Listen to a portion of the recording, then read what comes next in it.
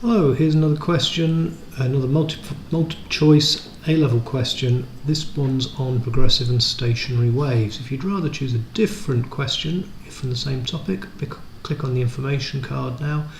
If not, I suggest you pause the video now and attempt it yourself. If you got the answer A, well done. If you didn't, here's my explanation. A wave travels across the surface of water. The diagram shows how the displacement of the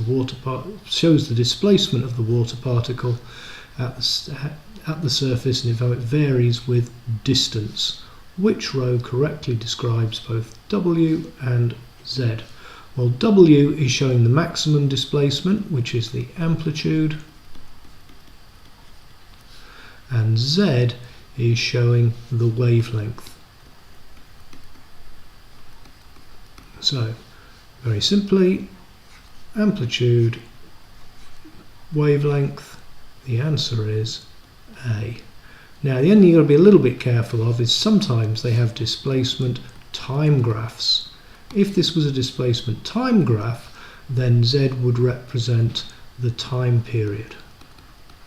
But it wasn't a displacement time graph. It was a displacement distance graph, in which case the Z represents the wavelength. Be careful with that.